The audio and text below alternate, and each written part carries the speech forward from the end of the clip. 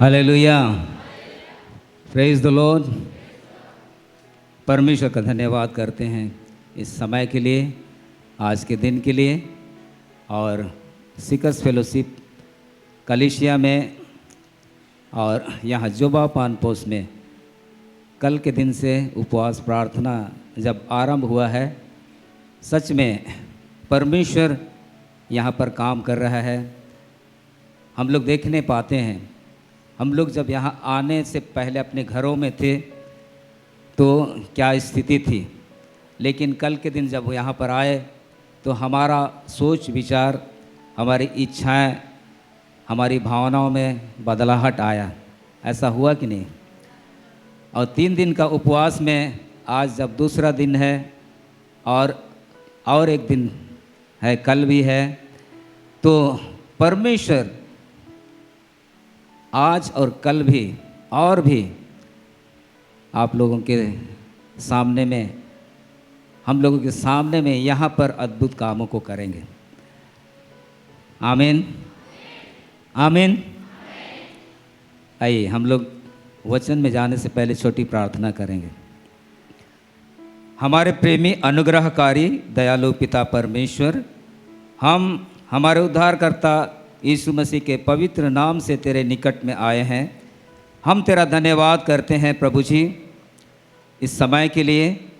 प्रभु, जब तेरे वचन की संगति करते हैं प्रभु जी, ये वचन तो तेरे हृदय की बात है, तेरे मन की बात है, जिसे तूने कहा और पवित्र शास्त्र बाइबल में रिकॉर्ड किया गया है, लिखा गया है। उन्हीं वचनों को हम लोग सीखते हैं, मनन करते हैं। प्रभु, प्रत्येक जन की सहायता कर। तेरा वचन जब आज हम लोग पाते हैं प्रभु जी, उसे प्रत्येक अपने हृदय में बसाने पाए प्रभु जी, सुनने में और उसको अपने हृदय में बसाने के लिए तू ही सहायता कर, और मुझको भी प्रभु बताने में सहायता कर। हम सभी अपने आप को तेरे सामर्थी हाथ में समर्पित होते हैं। प्रभु, हमको तू लेके चलाओ, तेरी महिमा के लिए सब हो और अद्भुत काम होने पाए, ऐसा अनुग्रह कर। हम धन्यवाद देते हैं प्रभु जी, यीशु मसीह के पवित्र नाम से प्रार्थना करते हैं, आमीन। आइए हम लोग वचन में जाएंगे और वचन देखेंगे नहम्याह की किताब से। नहम्याह 1 अध्याय 1 वचन से ही हम लोग पढ़ेंगे, 1 से 3। नहम्याह 1 से 3।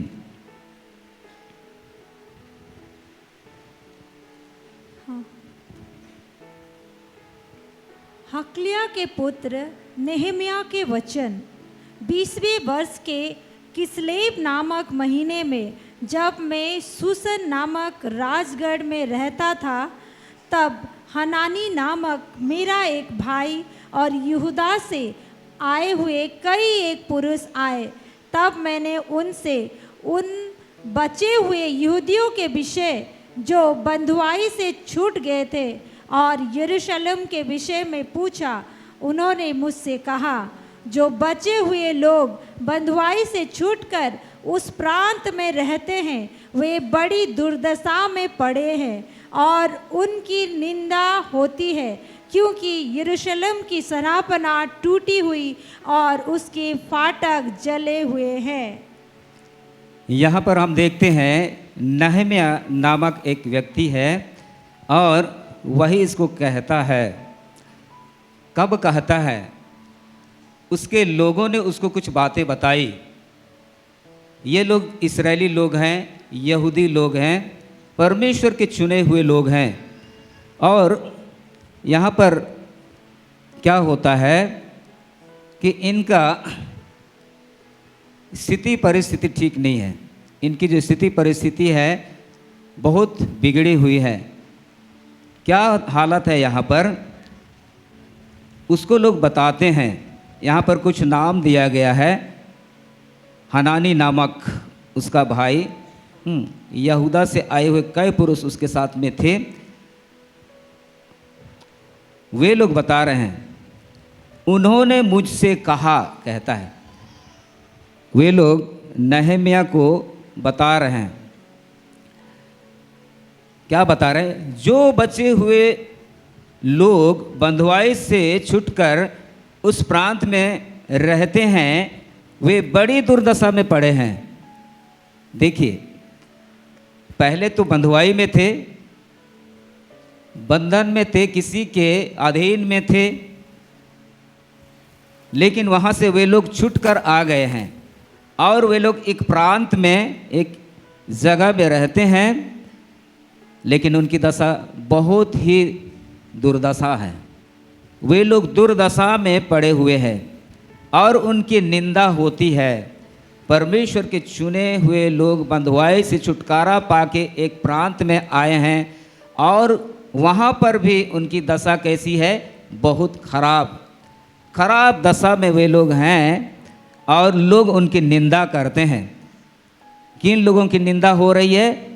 परमेश्वर के चुने हुए लोग, यहूदी लोग, इस्राएली लोग। इस्राएली लोगों का ही निंदा होगा तो बाकी का क्या होगा? चुने हुए लोगों का ही निंदा होगी तो बाकी लोग का क्या है? परमेश्वर के चुने हुए लोगों की निंदा हो रही है।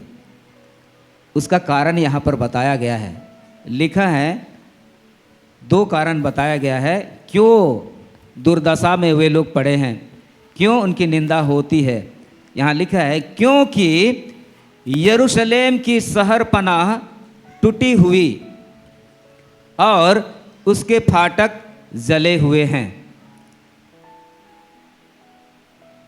यरूशलेम जो मंदिर बनवाया गया था, अभी क्या हो गया है? नहम्याह के समय में उसका शहर पनाह बोलने से बाउंड्री वाल, उसको चारों तरफ से घेर के रखने वाला दीवाल, वो क्या हुआ है? टूटी हुई है। और फिर उसके फाटक कहने से घुसने के लिए जो बड़ा गेट होता है, वो गेट क्या हुआ है? जला हुआ है। अब टूटी हुई है और जला हुआ है तो क्या स्थिति हो सकती है? उसमें कोई भी अंदर कहीं से भी जा सकता है और अंदर में जो होना नहीं चाहिए, अनुचित काम सब होता है। तो यरूशलेम, उस मंदिर के अंदर में अभी प्रवेश करने के लिए कोई भी तरफ ऐसे वहाँ पर बाउंड्री है ही नहीं, क्योंकि सब टूटा हुआ है। कोई भी जानवर भी घुस सकते हैं और वहाँ पर दूसरे लोग भी कोई भी घुस सकते हैं। इसीलिए क्या हो रहा है? उनकी निंदा हो रही है और वे लोग, यहूदी लोग, इस्राएली लोग दुर्दशा में पड़े हुए हैं, बहुत ही खराब दशा में। हम लोग भी कभी कभी क्या होता है, परमेश्वर के चुने हुए लोग यीशु मसीह को ग्रहण करने के बाद में भी हमारी दशा में सुधार नहीं होती है और लोग हमारे निंदा करते हैं। मुझे तो ऐसा लगता है कि उनके जैसे ही हमारी भी स्थिति होती है, बल्कि उनसे भी ज़्यादा लोग निंदा करते हैं। हम लोग अच्छा से जीवन बिताते हैं, अच्छा चलते हैं, फिर भी निंदा होती है। हमको लगता है कि हम लोग अच्छा चल रहे हैं क्योंकि प्रभु के लोग हैं तो चर्च में जाते हैं, प्रार्थना करते हैं, गीत गाते हैं, अच्छा तो कर रहे हैं, लेकिन फिर भी निंदा होती है। उन लोगों के लिए जो कारण था वो क्या था? यरूशलेम की शहरपनाह, उसका बाउंड्री वाल टूटा हुआ था और जितने भी फाटक थे, एक नहीं कई फाटक थे, वो फाटक जला हुआ है, इसीलिए उनकी दशा दुर्दशा में है। लेकिन नहम्याह वो उसको ठीक करने के लिए इस खबर को जब पाता है, उसको पता चलता है ऐसी दशा है, तो वो दीवाल को, शहरपनाह को और फाटक को सुधार करने के लिए मन में बैठा लेता है। 4 को पढ़ेंगे, वो क्या करता है।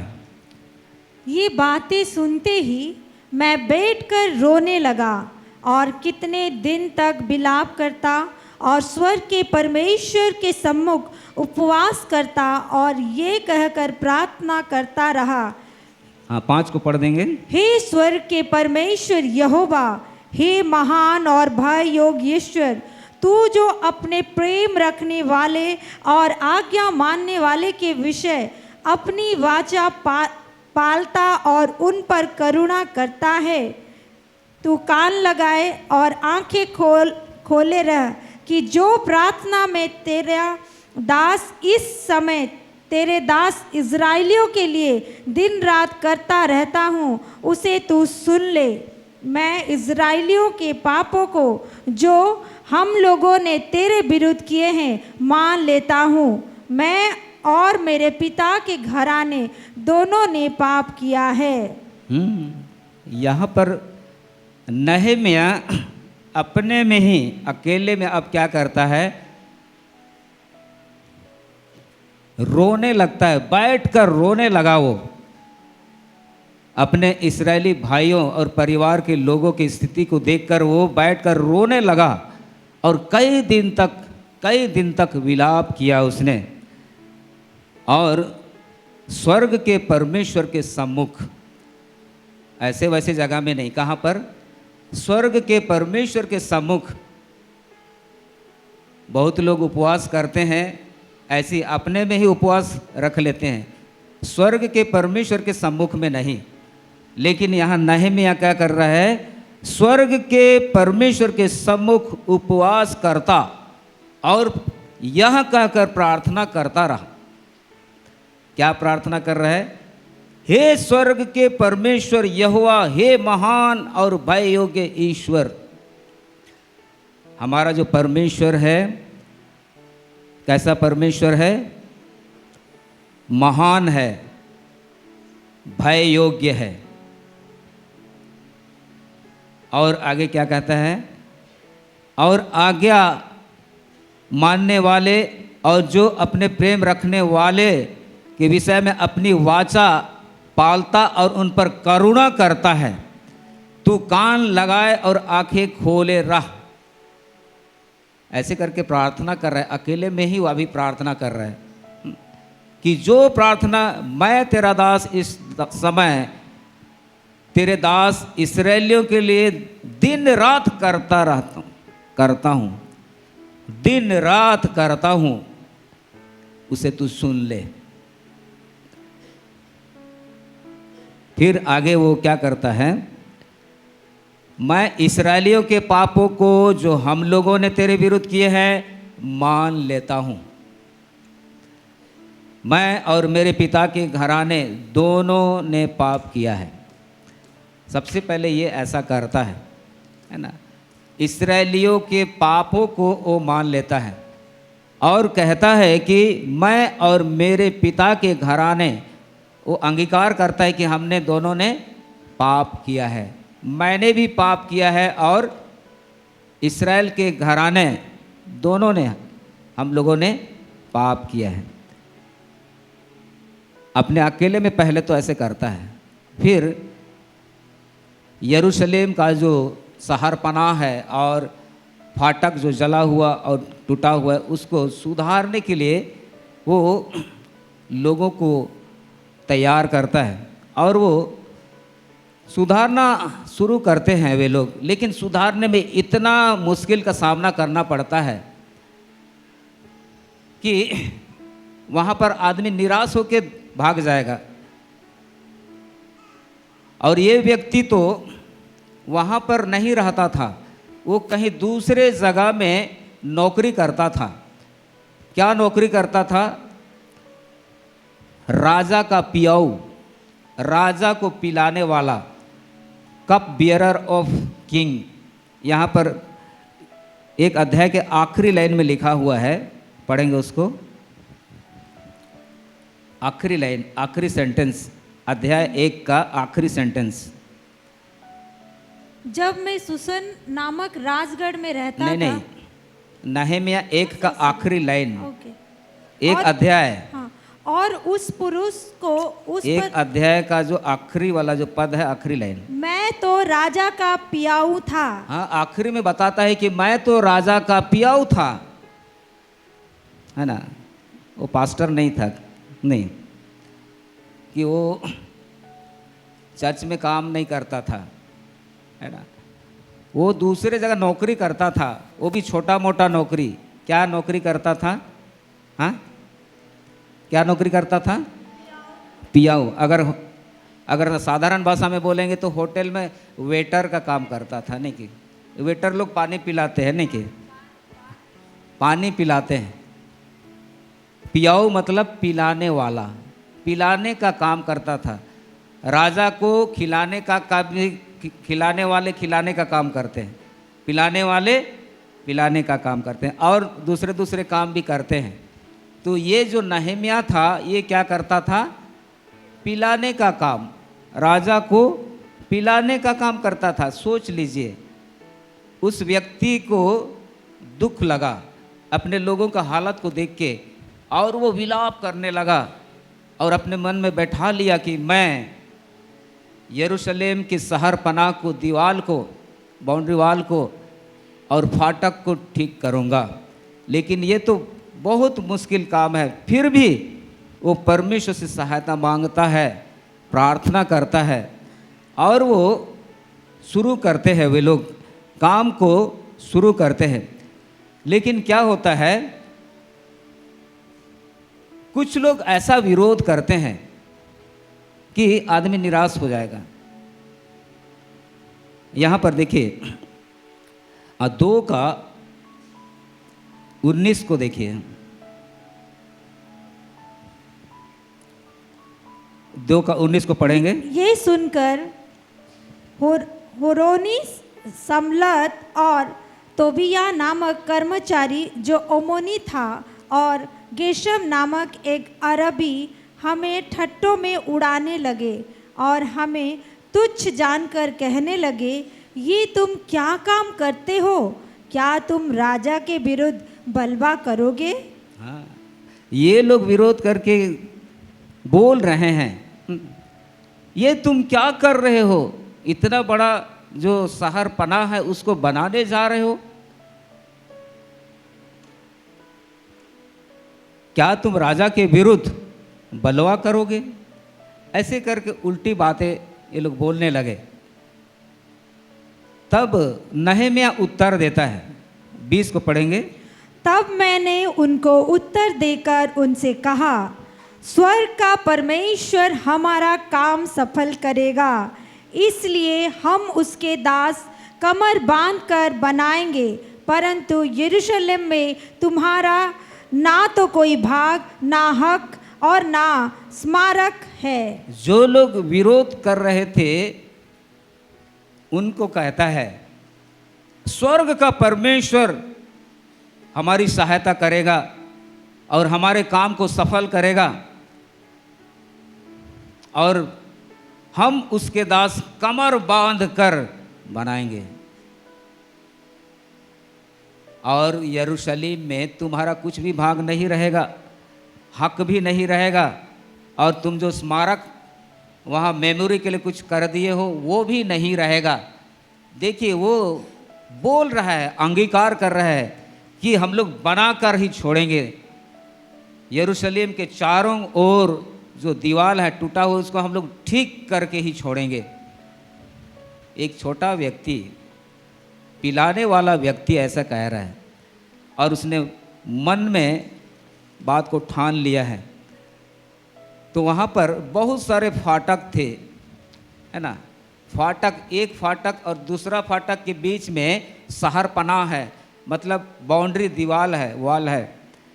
तो बाउंड्री वाल भी टूटा हुआ है और फाटक भी जला हुआ है। तो वहाँ पर क्या क्या फाटक है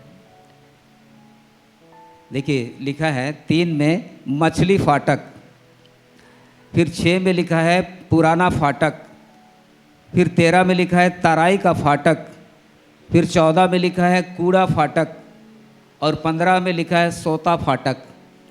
इतना इतना फाटक है जो जला हुआ है और उसको ठीक करना है। और एक फाटक और दूसरा फाटक के बीच में जो दीवार है उसको भी जोड़ के खड़ा करना है। आप सोचिए कितना बड़ा मुश्किल काम है ये, लेकिन नहम्याह उसको करने के लिए ठान लिया है। हो सकता है आपके जीवन में भी ऐसा होगा। नहम्याह तो प्रैक्टिकल में, व्यवहारिक में उसने दीवार को बनवाया, लेकिन आप कौन सा दीवार को बनाएंगे? आपके दीवार में, आपके जीवन में कौन सा दीवार टूटा हुआ है? कौन सा फाटक जला हुआ है? क्या हम लोग जानते हैं मेरे जीवन में कौन सा दीवार है जो बाउंड्री करके रखता है, और कौन सा फाटक है जिसे आना जाना होता है जो जला हुआ है, टूटा हुआ है, जिसको सुधारने की आवश्यकता है। नहम्याह अपने टाइम में उसने किया, हम लोग को अपने टाइम में करना है। नहम्याह ने उपवास किया, विलाप किया, रोया और उपवास किया और बनाना शुरू किया। और हम लोग भी कल से उपवास कर रहे हैं, नहीं कि? हाँ, उपवास क्यों कर रहे हैं? आप लोग उपवास क्यों किए हैं? आनंद मनाने के लिए कि क्या करने के लिए? हाँ, आखिरी दिन खाना मिलेगा बोल के कि कैसे? हाँ, उपवास खत्म हो जाएगा तो क्या मिलेगा? खाने को तो मिलेगा ही, उपवास कर लेते हैं, ऐसा आप लोग उपवास कर रहे हैं कि कैसा? हाँ, बहुत लोग तैयारी करके उपवास प्रार्थना में आए हैं। मैंने कुछ लोगों से पूछा, आप उपवास कर रहे हैं, तैयारी किए हैं कि नहीं, है ना? और सच में वो लोग तैयारी करके आए हैं। और कुछ लोग जो है तैयारी नहीं किए हैं, वे लोग नहीं आए, है ना? हमने पूछा कि क्यों नहीं आ रहे हैं? तैयारी नहीं किए हैं। मतलब टूटा हुआ जो शहरपना है ना, उसको खड़ा करने के लिए अभी ताकत नहीं है, और जला हुआ जो फाटक है उसको भी ठीक करने के लिए नहीं है ताकत। इसलिए हम लोग उपवास में नहीं आ रहे हैं, अगला बार आएंगे बोलते हैं। अगला बार पता नहीं क्या होगा, नहीं कि? इसलिए हमेशा तैयार रहना चाहिए। आपको पता है, हाँ, हमारे जीवन में जब यीशु मसीह को हम ग्रहण करते हैं तो कुछ ना कुछ समस्या आती हैं। ऐसा नहीं है कि समस्या आएगा ही नहीं, समस्या आती हैं, लेकिन उन समस्याओं को दूर करने के लिए, स्थिति जो टूटा हुआ है उसको ठीक करने के लिए हमेशा तैयार रहना चाहिए। जब खबर मिला नहम्याह को तो उसने उसी समय रोया और विलाप किया यरूशलेम के लिए, वहाँ के लोगों के लिए, और उसको ठीक करने के लिए सोचा। आज जब हम लोग दूसरा दिन उपवास प्रार्थना में हैं, तो आज अगर आप निर्णय नहीं लिए हैं कि मुझको क्या करना है, मेरे जीवन में क्या ऐसी बात है कि मेरी दशा अच्छी नहीं है, और आप उपवास में हैं, तो आप प्रार्थना कीजिए नहम्याह की तरह। और आज और कल बाकी है, प्रार्थना कीजिए। हम लोग प्रार्थना करेंगे और निश्चय परमेश्वर आपके दशा को सुधारेगा। आमीन, आमीन, आमीन। आप लोग सोचेंगे कि अरे नहम्याह तो वो बाउंड्री को बनाया, हम लोग कौन सा बाउंड्री को बनाएंगे? नहीं कि यहाँ जोबा पानपोस में चारों तरफ तो बाउंड्री ही नहीं है, और यहाँ का तो बाउंड्री ही नहीं है, तो उपवास प्रार्थना भी शुरू कर देते बाउंड्री करने, नहीं कि? ऐसा हम लोग करेंगे तो करने पाएंगे कि नहीं? अच्छा टाइम है, इतने लोग आए हैं ना, वो तुरंत बाउंड्री कर सकते हैं, नहीं कि? हाँ, उपवास प्रार्थना खत्म होने के बाद भी छुट्टी नहीं होंगे, उसके बाद क्या करेंगे? बाउंड्री बनाएंगे, नहीं कि? हाँ, और फाटक बनाएंगे, नहीं कि? ऐसा करते हैं, नहीं? लेकिन हम लोग देखेंगे वास्तव में क्या चीज़ है ना? क्या चीज़ है जो हमको करना है? हम लोग पढ़ेंगे भजन संहिता 122, भजन संहिता 122 का 1 से आगे पढ़ेंगे। जब लोगों ने मुझसे कहा, आओ हम यहोवा के भवन को चले। तब मैं आनंदित हुआ। हाँ, दाऊद राजा को लोगों ने कहा, आओ हम यहोवा के भवन को चलें, तब मैं आनंदित हुआ। हे यरूशलेम, तेरे फाटकों के भीतर हम खड़े हो गए हैं। अभी देखिए, हे यरूशलेम, अभी नहम्याह की किताब में क्या था? यरूशलेम था नहीं कि? हाँ, वहाँ भी यरूशलेम था नहीं कि? वहाँ भी यरूशलेम है। हाँ, तेरे फाटकों के भीतर हम खड़े हो गए हैं। यरूशलेम का जो फाटक है उसके भीतर हम लोग आ गए हैं। तो आनंदित हैं, मज़ा आ रहा है, आनंद मना रहे हैं नहीं कि? अच्छा लग रहा है कि नहीं? हाँ, आनंद लग रहा है नहीं कि? खुशी लग रहा है नहीं कि? हाँ, लेकिन फिर भी दीवार को ठीक करना है। आगे हम लोग पढ़ते जाएंगे। हाँ, हे यरूशलेम, तू ऐसे नगर के समान बना है जिसके घर एक दूसरे से मिले हुए हैं। हाँ, देखिए, यरूशलेम कैसा नगर है जिसके घर एक दूसरे से मिले हुए हैं। मतलब ऐसा घर है कि हम लोग का घर वहाँ पर है ना, यरूशलेम नगर में हमारा घर है, एक दूसरा से मिला हुआ है। मतलब हम लोग एक दूसरे के घर में जाना आना कर सकते हैं नहीं कि? वहाँ पर दीवार है लेकिन दरवाज़ा होगा नहीं कि? एक दूसरे से मिला हुआ का मतलब क्या है? बड़ा भाई और छोटा भाई का जो घर है ना, बीच में दीवार होगा लेकिन दरवाज़ा है नहीं कि? बड़ा भाई का घर में भी जा सकते हैं और उधर से छोटा भाई भी आ सकता है। ये तो है ना, जिसके घर एक दूसरे से मिले हुए हैं। हाँ, ऐसा है सच में जो यरूशलेम नगर है वैसा है, वहाँ का घर सब ऐसा है, एक दूसरे का घर जुड़ा हुआ है, मिले हुए हैं। फिर वहाँ यहाँ के गोत्र गोत्र के लोग यहोवा के नाम का धन्यवाद करने को जाते हैं। वहाँ पर कैसे लोग जाते हैं? यरूशलेम में गोत्र गोत्र के लोग। हम लोग भी यहाँ पर गोत्र गोत्र के लोग हैं नहीं कि? गोत्र मतलब टाइटल नहीं, गोत्र, तिरकी गोत्र, होरो गोत्र नहीं, बेक गोत्र नहीं कि? तिग्गा गोत्र और डुंगडुंग गोत्र, कुल्लू गोत्र और क्या क्या बहुत सारा गोत्र है। मैं आप लोग नाम नहीं ले रहा हूँ, लेकिन आप लोग का गोत्र है नहीं कि? तो गोत्र गोत्र के लोग, एक ही गोत्र का नहीं है कि तिरकी लोग ही यहाँ रहेगा, ऐसे नहीं है कि होरो लोग ही यहाँ पर रहेगा, ऐसे नहीं है। गोत्र गोत्र के लोग। तो इस्राएली लोग भी गोत्र गोत्र के लोग थे, है ना, 12 गोत्र के लोग थे। हाँ, यहोवा के नाम का धन्यवाद करने को जाते हैं। यरूशलेम में क्या करने के लिए जाते हैं? यहोवा परमेश्वर का धन्यवाद करने के लिए जाते हैं। आप लोग क्या करने के लिए आए हैं? हाँ, क्या करने के लिए आए हैं यहाँ पर? हाँ, धन्यवाद करने के लिए नहीं कि? लेकिन दीवार तो टूटा हुआ है नहीं कि? कैसे धन्यवाद देंगे? फाटक जला हुआ है तो कैसे धन्यवाद देंगे? नहीं, पहले बनाना पड़ेगा तब धन्यवाद अच्छा लगेगा नहीं कि? हाँ, आप देखेंगे ऐसे, धन्यवाद परमेश्वर हमारा फाटक जला हुआ है, बोलेंगे धन्यवाद परमेश्वर हमारा बाउंड्री वॉल टूटा हुआ है, बोलेंगे। हाँ, पहले ठीक करेंगे तब धन्यवाद दे सकते हैं नहीं कि? पहले ठीक करना पड़ेगा टूटा हुआ दीवार को और जला हुआ फाटक को ठीक करना पड़ेगा। हाँ, आगे पढ़ेंगे। ये इज़राइल के लिए साक्षी है। वहाँ तो न्याय के सिंहासन दाऊद के घराने के लिए रखे हुए हैं। हाँ, सिंहासन है, दाऊद के घराने के लिए रखा हुआ है सिंहासन। फिर आगे 6 को पढ़ेंगे।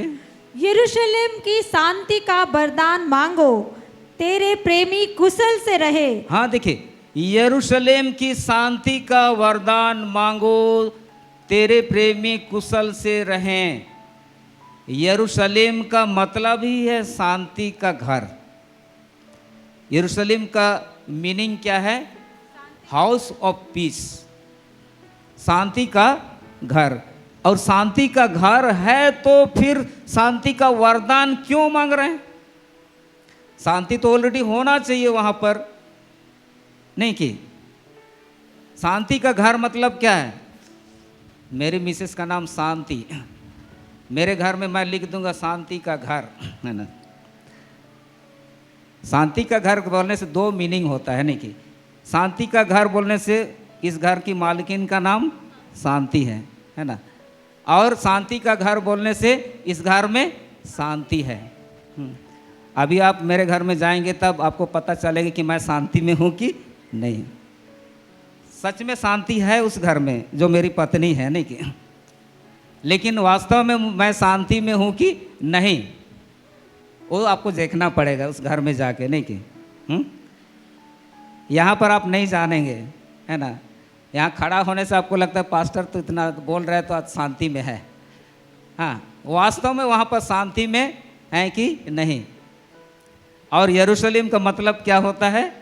शांति का घर।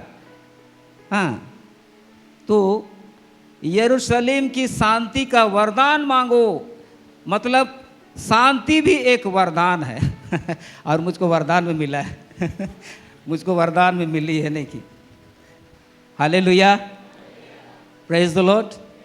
और बहुतों का यहाँ पर शांति नाम है, नहीं कि किसका किसका नाम है शांति? हाँ, वो बहन का नाम शांति है, एक तो है यहाँ पर शांति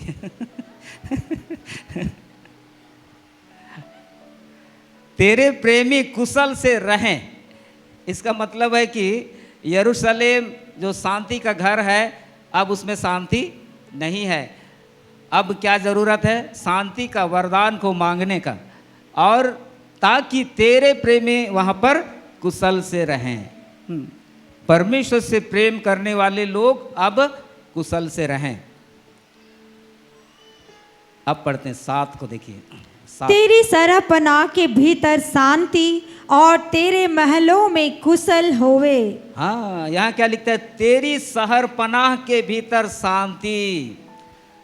शहर पनाह ही क्या हो गया है? टूट गया है, तो शांति नहीं रहेगी, है ना।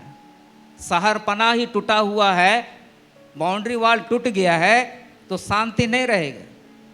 तो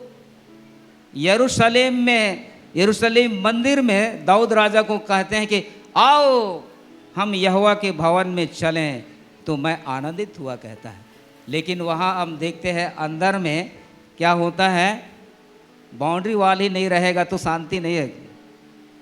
कैसे रह सकता है? आप जब यहाँ पर हालेलुया हालेलुया ऐसे बोलते रहेंगे, फिर देख देंगे ना बाउंड्री तो टूटा हुआ है और फाटक तो जला हुआ है, तो घबरा जाएंगे थोड़ा, नहीं कि हाँ, मतलब मन लगा के नहीं करने पाएंगे हालेलुया। तो सबसे पहले क्या करना चाहिए? बाउंड्री वॉल को सुधारना चाहिए, जला हुआ फाटक को ठीक करना है। तो यहाँ पर देखिए, तेरे शहर के भीतर, शहर पनाह के भीतर शांति, इसका मतलब है कि आपके अंदर में, आपके हृदय में, आपके जीवन में सच्ची शांति नहीं है, तो आपके यरूशलेम का शहर पनाह टूटा हुआ है। और सच्ची शांति आपको चाहिए, तभी आप बोल सकते हैं कि मेरे जीवन का जो शहर पनाह है वो अभी ठीक ठाक है, मेरे जीवन में जो बाउंड्री वॉल है, दीवार है, अभी ठीक ठाक है। तो शांति जो परमेश्वर देता है, जो समझ से परे है, वो शांति आपके अंदर होना चाहिए। चाहे जो भी स्थिति परिस्थिति हो आपके जीवन में, परिवार में, लेकिन परमेश्वर जो शांति देता है, यीशु मसीह जो शांति देता है, वो शांति आपके अंदर में, हृदय में है। इसका मतलब है कि आपका जीवन का जो बाउंड्री वॉल है वो अब बन चुका है। Hallelujah hallelujah hallelujah. और यीशु मसीह शांति का राजकुमार है, और वही राजकुमार आपके जीवन को, आपके हृदय को राज करता है। राजकुमार राज करता है, तब सच्ची शांति को आप पाएंगे। अभी जो फाटक है, देखिए यहाँ 2 में लिखता है, हे यरूशलेम तेरे फाटकों के भीतर हम खड़े हो गए हैं। हम तेरे फाटकों के भीतर खड़े हो गए हैं। एक फाटक नहीं है, मैंने बोला कितना कितना फाटक है, नहीं कि हमारे जीवन में बहुत सारे फाटक हैं। जीवन में जो बाउंड्री वॉल है उसमें बहुत सारा फाटक है, और एक फाटक और दूसरा फाटक के बीच में दीवार है। अगर बहुत लोग नहीं समझ रहे हैं तो मैं बता रहा हूँ। मान लिया ये सीकर्स फेलोशिप का प्रार्थना भवन, अभी यहाँ पर बाउंड्री तो नहीं है, बाउंड्री किया जाएगा तो बहुत सारा फाटक रहेगा। मान लीजिए 7 फाटक रहेगा। 7 फाटक बोलने से 7 से आप प्रवेश नहीं कर सकते हैं, है ना। उसका भी अलग अलग काम के लिए फाटक बनाया गया था, है ना। मैं नहीं बताऊंगा, वो ये बताने का समय नहीं है। जो फाटक उसमें मैं मछली फाटक, पुराना फाटक, हाँ, और सोता फाटक, भेड़ फाटक, ये सब है ना, घोड़ा फाटक, ये सब है ना। इसका अलग अलग काम के लिए वो व्यवहार होता था। तो हमारे जीवन में भी वैसे ही बहुत सारा फाटक है ना। बाउंड्री वॉल, एक फाटक और दूसरा फाटक के बीच में क्या है? दीवार है। 7 फाटक रहेगा, 7 में से 6 ठीक रहेगा, लेकिन एक जला हुआ रहेगा, फिर भी शांति नहीं रहेगी, है ना। और कितना वहाँ पर दीवार रहेगा, बनाएंगे लेकिन एक तरफ नहीं बना पाए हैं तो भी शांति नहीं रहेगी। मतलब पूरा दीवार बनना है और सभी फाटक रिपेयर होना है, उसको फिर से ठीक ठाक करना है, तभी पूरी शांति हमारे जीवन में, आपके जीवन में वो आएगी। तो यहाँ पर नहम्याह, इन लोगों ने क्या किया हम लोग देखेंगे, आगे देखेंगे वो लोग कैसा उसको ठीक किए, और हम भी अपने जीवन में जो फाटक है और बाउंड्री वॉल है उसको कैसे ठीक करेंगे, हम लोग देखेंगे आगे। ये लोग क्या किए, आगे इन लोगों ने कैसा उन सबको ठीक किया। देखिए, शहरपनाह को ठीक करने के लिए ये लोग क्या किए, यहाँ पर एक वचन को पढ़ेंगे, नहम्याह 4 अध्याय 17-18 को। नहम्याह 4 का 17-18। शहरपनाह के बनाने वाले और बोझ के ढोने वाले दोनों भार उठाते थे, अर्थात एक हाथ से काम करते थे और दूसरे हाथ से हथियार पकड़े रहते थे।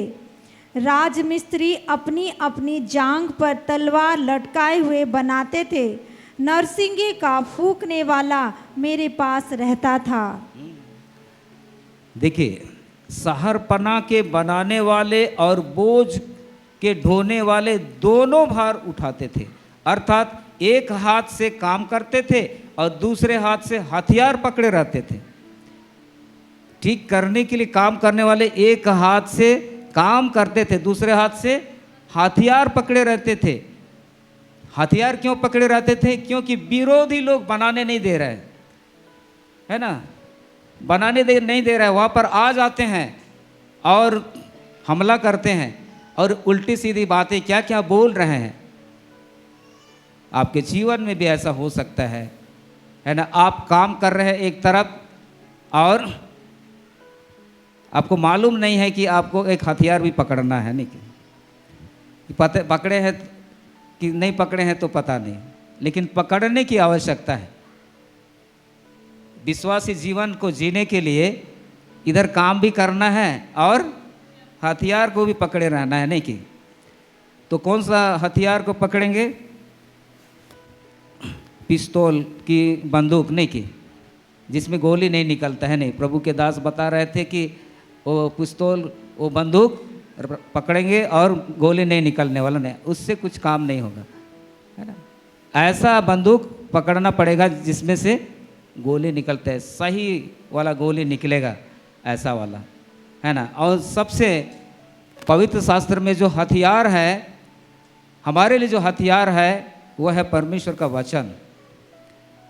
परमेश्वर का वचन एक तरफ हमारे जीवन में हमेशा रहना है और दूसरे तरफ से हम लोग काम करते रहेंगे, काम करते रहेंगे।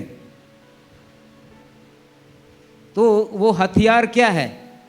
परमेश्वर का वचन।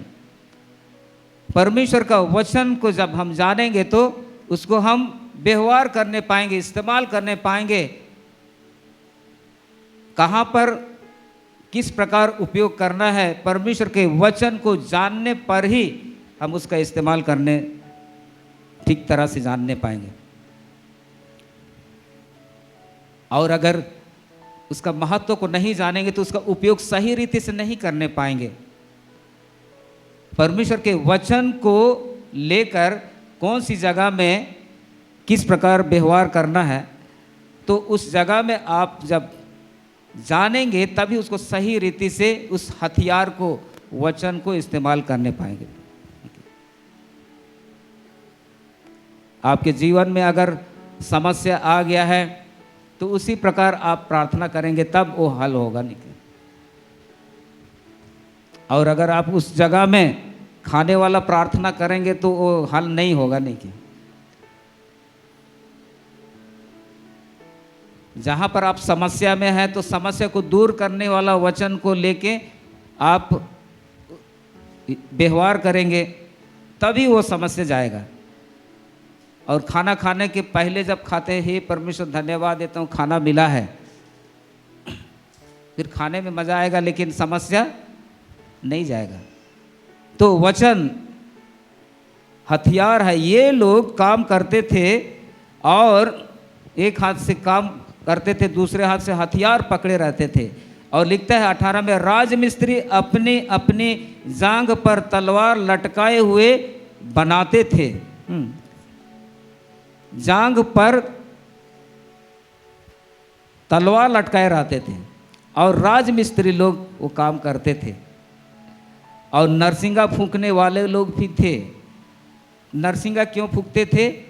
जब हमला होता था दुष्ट बैरी लोगों का तो वे लोग एक जगह इकट्ठा हो जाते थे और फिर उनके विरुद्ध में वे लोग लड़ते थे। ऐसा वे लोग करते थे। और इससे और भी ज़्यादा इन लोगों ने किया। 22 को पढ़ेंगे ना, क्या इन लोगों ने किया। फिर उसी समय मैंने लोगों से ये भी कहा, एक एक मनुष्य अपने दास समेत यरूशलेम के भीतर रात बिताया करे, कि वे रात को तो हमारी रखवाली करे और दिन को काम में लगे रहे। देखिए, एक मनुष्य अपने दास समेत, जो मुख्य लोग हैं गोत्र के लोग, अपने दास समेत यरूशलेम के भीतर रात को बिताया करें। मतलब रात में भी वे लोग जागृत हैं कि वे रात को तो हमारी रखवाली करें और दिन को काम में लगे रहें। रात को जाग के वो लोग रखवाली कर रहे हैं और दिन को दीवाल को ठीक कर रहे हैं, फाटक को ठीक कर रहे हैं।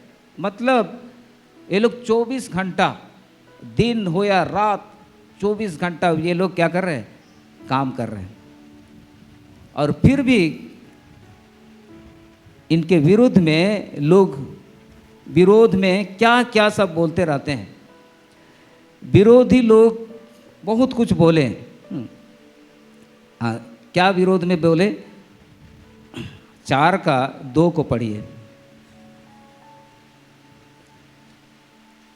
वो अपने भाइयों के और सोमरोन को सेना के सामने यूँ कहने लगा, वे निर्बल यहूदी क्या करना चाहते हैं? क्या वे वो काम अपने बल से करेंगे? क्या वे अपना स्थान दृढ़ करेंगे? क्या वे यज्ञ करेंगे? क्या वे आज ही सब काम पूरा कर डालेंगे? क्या वे मिट्टी के ढेरों में के जले हुए पत्थरों को फिर नए सिरे से बनाएंगे? हाँ, यहाँ पर क्या क्या नेगेटिव बात सबको बोल रहे हैं विरोधी लोग। निर्बल यहूदी क्या करना चाहते हैं? क्या वे वह काम अपने बल से करेंगे, क्या अपना स्थान दृढ़ करेंगे? यहाँ पर बहुत सारी बातें लिखी हुई और भी मतलब ऐसी बातें बोले हैं। यहाँ पर देखिए 3 में लिखा है, जो कुछ वे बना रहे हैं, यदि कोई गीदड़ भी उस पर चढ़े तो वह उनकी बनाई हुई पत्थर की शहरपनाह को तोड़ देगा। ऐसे निराशा वाली बात को बोल रहे हैं, है ना। आपके जीवन में भी जब आप विश्वासी जीवन को जीते हैं, एक अच्छा जीवन यीशु मसीह के साथ में बिताने की कोशिश करते हैं, तो कई लोग निगेटिव बातें बोलते हैं। उनका ही समान आपका हमारा भी स्थिति है, उनका भी बहुत विरोध कर रहे थे। तो यहाँ पर आगे क्या होता है, 4 को पढ़ेंगे। हे हमारे परमेश्वर, सुन ले कि हमारा अपमान हो रहा है और उनका किया हुआ अपमान उन्हीं के सिर पर लौटा दे और उन्हें बंधुआई के देश में लुटवा दे। हाँ, ऐसे प्रार्थना करता है नहीं नहम्याह। हाँ, उन्हें बंधुआई के देश में लुटवा दे। हमारा अपमान हो रहा है और उनका किया हुआ अपमान उन्हीं के सिर पर लौटा दे और बंधुआई के देश में लुटवा दे। ऐसे बोलता है, थोड़ा सा क्रोध में भी बोला नहीं कि। और फिर लेकिन वे लोग बनाते गए, विरोध होने के बाद भी दीवार को बनाते गए। हाँ, यहाँ 6 को पढ़ेंगे।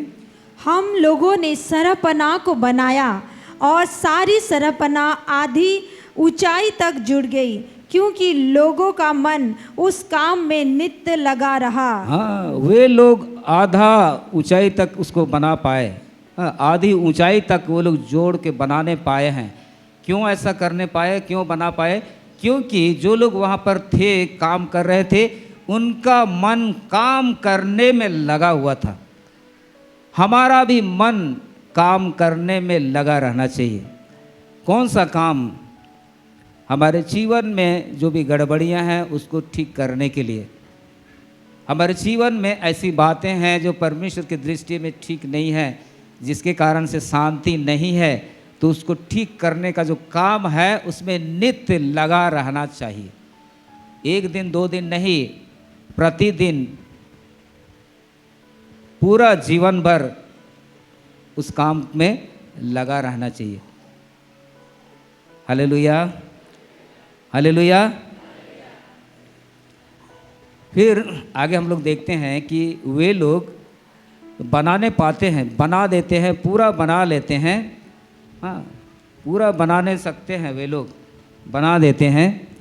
और बनाने के बाद में आखिर में वे पहले तो केवल नहम्याह ही उपवास किया था, लेकिन अगर यहाँ पर हम देखेंगे तो वे लोग जब बनाने का काम कर रहे थे तो बना रहे थे, तो उनको खाने के लिए भी जो भोजन वस्तु था ना, उनको अच्छा भोजन वस्तु मिल रहा था।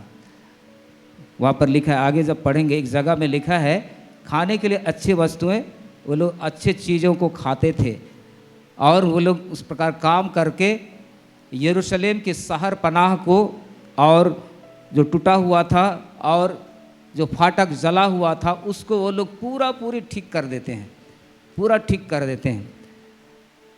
यहाँ पर समाप्त नहीं हो जाता है, उसके बाद में नहम्याह और भी काम करता है और वे लोग फिर से जमा होते हैं, सब इस्राएली लोग जमा होते हैं। तो वहाँ पर वे लोग क्या करते हैं? नहम्याह 9 अध्याय को पढ़ेंगे हम लोग। नहम्याह 9 का 1 से 3। फिर उसी महीने के 24वें दिन को इज़राइली उपवास का टाट पहने और सिर पर धूल डाले हुए इकट्ठे हो गए। तब इज़राइल के वंश के लोग सब अन्य जाति लोगों से अलग हो गए और खड़े होकर अपने अपने पापों और अपने पुरखाओं के अधर्म के कामों को मान लिया। तब उन्होंने अपने अपने स्थान पर खड़े होकर दिन के एक पहर तक अपने परमेश्वर यहोवा की व्यवस्था की पुस्तक पढ़ते और एक और पहर अपने पापों का मानते और अपने परमेश्वर यहोवा को दंडवत करते रहे। अभी ये काम वो लोग किए, एक जगह में वहाँ पर इकट्ठा हुए। जब बन गए तो वहीं पर यरूशलेम में वे लोग इकट्ठा हुए और वहाँ पर खड़े होकर अपने पापों को, पुरखाओं के अधर्म के कामों को माना उन्होंने, और दिन के एक पहर तक परमेश्वर यहोवा की व्यवस्था की पुस्तक को पढ़ते थे और एक पहर तक अपने पापों को मानते और अपने परमेश्वर यहोवा को दंडवत करते थे। पापों को मानते थे वे, अपने पापों को, पुरखाओं के पापों को वे मानने लगे और यहोवा को दंडवत करने लगे। और यहाँ पर उन्होंने प्रार्थना किया। हाँ, ये लंबी प्रार्थना है। हम लोग एक पद को पढ़ेंगे, 6 को पढ़ेंगे, 9 का 6 को। तू ही अकेला यहोवा है, स्वर्ग वरन सबसे ऊंचे स्वर्ग और उसके सब गण और पृथ्वी और जो कुछ उसमें है और समुद्र और जो कुछ उसमें है, सबों को तू ही ने बनाया और सबों की रक्षा तू ही करता है और स्वर्ग की समस्त सेना तुझी को दंडवत करती है। ऐसा कह के प्रार्थना करने लगे। और यहाँ पर लंबी प्रार्थना है और आगे तक प्रार्थना को लिखा गया है। वे लोग वहाँ पर सब मिल के वहाँ पर उपस्थित थे, यहूदी लोग, इस्राएली लोग, और शहर पनाह बन गया है, फाटक ठीक कर दिए हैं और वे लोग इकट्ठा हुए हैं और वहाँ पर वो अंगीकार कर रहे हैं पापों को और परमेश्वर को दंडवत कर रहे हैं। व्यवस्था की पुस्तक पढ़े जा रहे हैं, वे लोग सुन रहे हैं और प्रार्थना कर रहे हैं वहाँ पर। अब प्रार्थना हो गया है ना, प्रार्थना हो गया, लेकिन उसके बाद भी और भी काम बाकी है। हम लोग भी प्रार्थना कर रहे हैं, है ना, प्रार्थना के बाद में भी काम बाकी रह जाता है ना। उपवास, प्रार्थना में उपवास है, प्रार्थना भी करेंगे, कर रहे हैं, लेकिन उसके बाद भी और भी काम बाकी रह जाता है। वो काम जब पूरा होगा और जो कुछ गलतियां हैं और जो कुछ सही नहीं है उसको ठीक करेंगे, सुधारेंगे, तभी यरूशलेम में आपके जीवन में सच्ची शांति बन के रहेगी। Hallelujah, hallelujah. तो नहम्याह ने यहाँ कुछ काम को किया, प्रार्थना के बाद में उसने कुछ काम को किया, सुधार को किया। यरूशलेम के लोगों जो बंधुआई से छुटकर आए थे और प्रांत में रहते थे, उनकी दुर्दशा थी। परमेश्वर के चुने हुए लोगों की दशा दुर्दशा में थी। वे लोग उपवास किए, प्रार्थना किए, पापों को अंगीकार किए, परमेश्वर को दंडवत किए, लेकिन अपने जीवन में, परिवार में उन्होंने सुधार को किया, तभी पूरा सुधार हुआ। तो नहम्याह ने कुछ कामों को किया। हम लोग देखेंगे यहाँ पर क्या काम किया उसने। नहम्याह 13 का 7 को पढ़ेंगे। और मैं यरूशलेम को आया, तब मैंने जान लिया कि एलियासीब ने तोबियाह के लिए परमेश्वर के भवन के आंगनों में एक कोठरी तैयार कर किसी बुराई की है।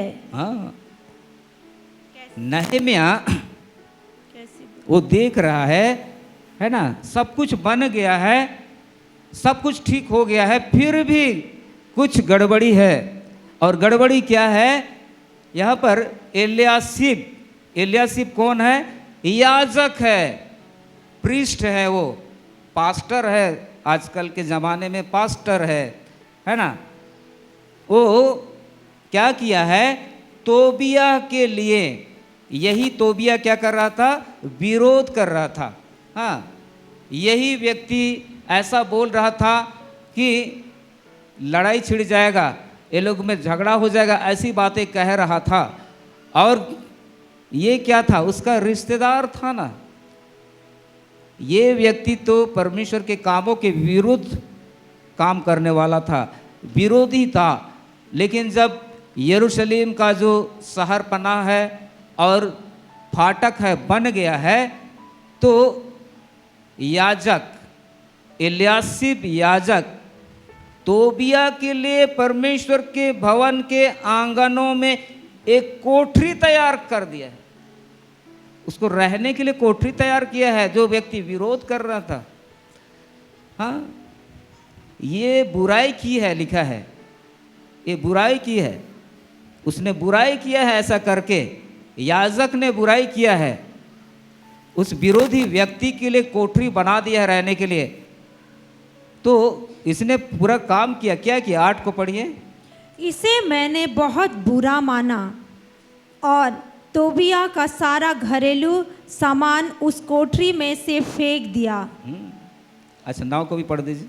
तब मेरी आज्ञा से वे कोठरियाँ शुद्ध की गई और मैंने परमेश्वर के भवन के पात्र और अन्नबलि का सामान और लोबान उनमें फिर से रखवा दिया। हाँ, देखिए क्या होता है।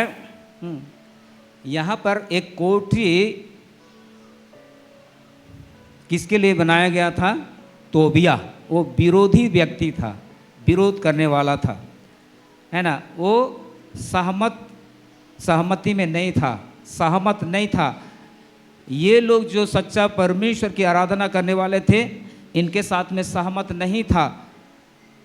ये दूसरा ही व्यक्ति था और इसके कारण से वहाँ परेशानी हो रहा था और उसी व्यक्ति के लिए कमरा बना गया है। और ये बुराई वाली बात है। हो सकता है आपके जीवन में भी ऐसा कोई व्यक्ति होगा जो संसार का व्यक्ति है और आपकी दोस्ती उसके साथ में है। आपने अपने जीवन में एक कमरा उसको दे के रखा है और उसी के कारण से आप परेशान हैं और उसको आप अपने जीवन से निकाल नहीं पा रहे हैं। आपका जो संबंध उसके साथ में अभी तक बना हुआ है, तो कभी भी शांति नहीं आएगी। संसार के ऐसे मित्रों के साथ, ऐसे लोगों के साथ में आपकी मित्रता है जो सही मायने में आपका विरोधी लोग हैं और आप उनके साथ दोस्ती बना के रखे हैं, पैसा कौड़ी को लेके, धन संपत्ति को लेके, तो सच्ची शांति नहीं आएगी। यहाँ पर क्या किया नहम्याह ने? क्या किया? उसने उस कमरे में से उस तोबिया के सामानों को फेंक दिया और उस कमरे को उसने शुद्ध किया। हमें भी, आपको भी क्या करना पड़ेगा? अपने हृदय में से ऐसे व्यक्ति को मन से निकालना है। ऐसा जो पुराना व्यक्ति आपके जीवन में, जिसके कारण आप नहीं जा रहे, उससे छुटकारा नहीं पा रहे हैं, कैसे छोड़ेंगे उसको? बचपन में सहायता किया था कि जवानी में सहायता किया था? मुझको सहायता करने वाले व्यक्तियों को तो मैंने छोड़ दिया, है ना। उनका जो जीवन, सांसारिक जीवन, जब भी उनके पास में जाते हैं तो संसार की बातें करते हैं, उसमें शामिल होने के लिए कहते हैं। मैंने उनको पूरी छोड़ दिया। उनको बताया गया कि तुमको ऐसे बुराई को छोड़ना है, बुरी आदतों को छोड़ना है, तो वे लोग बोलते हैं कि हम नहीं छोड़ सकते हैं। तो मैंने ही उनको अपने जीवन से छोड़ दिया। मिलते हैं तो बातचीत करते हैं, लेकिन उनके साथ संगति नहीं करते हैं। अभी तक भी वे लोग उसी तरह के जीवन में हैं और कुछ लोग तो उसी प्रकार के जीवन में बिताते हुए वे लोग नाश भी हो गए। हो सकता है आपके जीवन में ऐसा व्यक्ति है, ऐसे लोग हैं जो संसार की बातें करते हैं, संसार वाला जीवन ही बिताते हैं और आपको थोड़ा अच्छा लगता है। हो सकता है कुछ आपको संसार की दृष्टि से सहायता करते हैं, संसार की दृष्टि के हिसाब से सहायता करते हैं, लेकिन उन्हीं के कारण से आपका जो आत्मिक जीवन वो उन्नति नहीं करता है और आप में शांति, जो सच्ची शांति है, वो नहीं है। तो आपके आंगन में, आपके जीवन में जो कमरा बना के रखे हैं ना, उसको मुट्ठी गठरी करके फेंक दीजिए। Hallelujah, praise the Lord. फिर दूसरा काम क्या किया उसने? नहम्याह 13 का 10 से 12 तक पढ़ेंगे। फिर मुझे मालूम हुआ कि लेवियों का भाग उन्हें नहीं दिया गया है और इस कारण काम करने वाले लेवियों और गवैयों अपने अपने खेत को भाग गए हैं। हाँ बस बस बाद में पढ़ेंगे 11-12।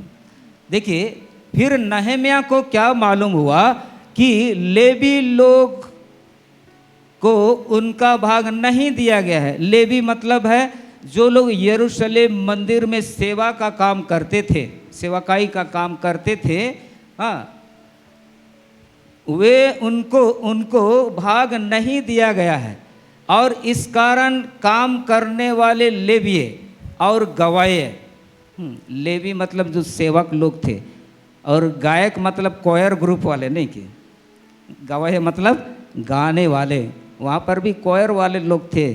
गवाये अपने अपने खेत को भाग गए। खेत को भाग जाने का मतलब क्या होता है?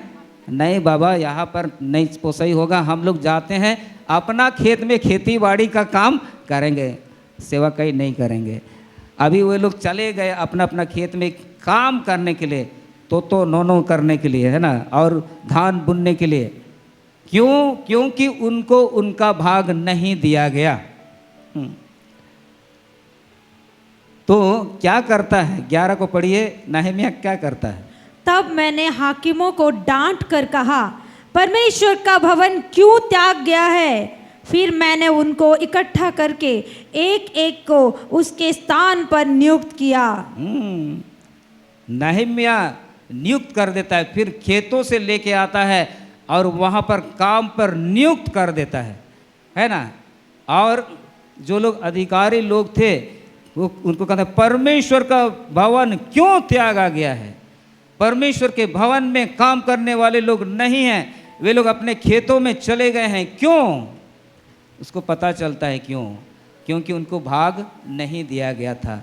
नहीं दिया गया तो चले जाएंगे दूसरा काम करने के लिए, लेकिन फिर वहाँ पर सुधार किया, उनको दिया, उनको दिया, फिर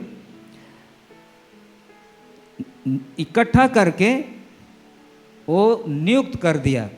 और फिर 12 को पढ़ेंगे। तब से सब यहूदी अनाज, नए दाखमधु और टटके तेल के दशमांश भंडारों में लाने लगे। तब जितने लोग और लोग थे, इस्राएली लोग, यहूदी लोग, वे लोग क्या करने लगे? हाँ, ये सब गड़बड़ी था, ये सब होता नहीं था, लेकिन सुधार किया उसने, नहम्याह ने। तो यहूदी अनाज लेकर आने लगे, नए दाखमधु, टटके तेल के दशमांश लेकर आने लगे, है ना। 10वां अंश वे लोग लेकर आने लगे। 10वां अंश नहीं आता था भंडार में, ये भी गड़बड़ी था नहीं कि। तो अभी 10वां अंश, कमाई का 10वां अंश, क्या क्या चीज़ का 10वां अंश यहाँ लिखा है? अनाज का, नए दाखमधु का और टटके तेल, ताज़ा तेल का, जितना उनके पास उपज होता था उसका वे लोग दशमांश भंडार में लेकर आने लगे।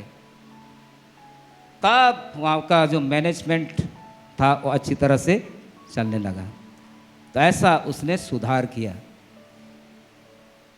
तो हम लोग अगर परमेश्वर के राज में दशमांश नहीं देते हैं तो मतलब पूरा काम नहीं करते हैं।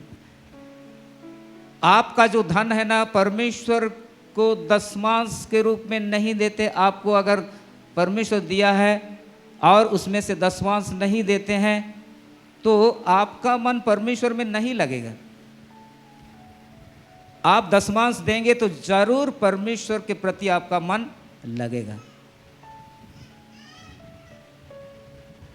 और दशमांश देने के लिए यहाँ पर लिखा है कि वे लोग दशमांश देने लगे। आप लोग बोलेंगे कि ये तो पुराना नियम का बात है, आप बोल रहे हैं, है ना। पुराने नियम में लिखा है दशमांश, तो नया नियम में लिखा है कि नहीं? यीशु मसीह के आने के बाद में नया नियम में लिखा है कि नहीं? बहुत सारा लिखा है ना, कि उसमें से एक ही मैं बोलूँगा कि जो सरकार का है सरकार को दो, और जो परमेश्वर का है परमेश्वर को दो। और बहुत कुछ लिखा है, लेकिन इतना काफ़ी है समझने वाले के लिए। तो दशमांश जब देते हैं तो सच में हमारा लगाव हो जाता है परमेश्वर के साथ में। और जब तक नहीं देते हैं, हाँ अपना पैसे जो मर्जी है करेंगे, लेकिन आप जब परमेश्वर को देंगे ना दशमांश, तो आपको लगेगा कि मैं अपने कमाई का दशमांश दिया हूँ और मैं परमेश्वर को याद करता हूँ। आपको याद आएगा ही, परमेश्वर को याद करेंगे ही। और ऐसा करेंगे तो आप क्या याद करेंगे? परमेश्वर आपको ऐसा कर देगा कि आकाश के झरोखे को खोलेगा और आशीषों की वर्षा अपरंपार से करेगा। Hallelujah, hallelujah. आप बोल रहे हैं कि देने वाली बात को बोल रहे नहीं, लेकिन परमेश्वर ही बोलता है कि तुम लेने वाले नहीं लेकिन देने वाले बनोगे। नहीं कि लेने में अच्छा है कि देने में अच्छा है? हाँ, लेते रहने में अच्छा है कि देंगे तब अच्छा है? हाँ, मैं एक जगह में बताया हूँ, मैं जब कॉलेज में पढ़ रहा था तो मेरा इतना कमी घटी हो गया ना, 250 रुपये फीस लगता था। मेरे घर वाले 250 रुपये भी दे नहीं पाते थे। और एक महीना तो आया ही नहीं, पैसा नहीं आया तो भूखे रहना पड़ेगा। हॉस्टल फीस क्या देंगे, कुछ भी पैसा नहीं है पॉकेट में, है ना। तो मेरा जो रिलेटिव लोग हैं, जहाँ मैं पढ़ाई कर रहा था, एक शहर में पढ़ाई कर रहा था, हाँ, तो वहाँ पर मैं रिलेटिव लोग के यहाँ गया और मैं उनको बोला कि घर से पैसा नहीं आया है, 250 रुपये चाहिए और आप लोग 250 रुपये दीजिए, मैं फीस दूंगा। अगर 250 नहीं है तो 235 रुपये दीजिए। तो 235 रुपये लगता था, है ना।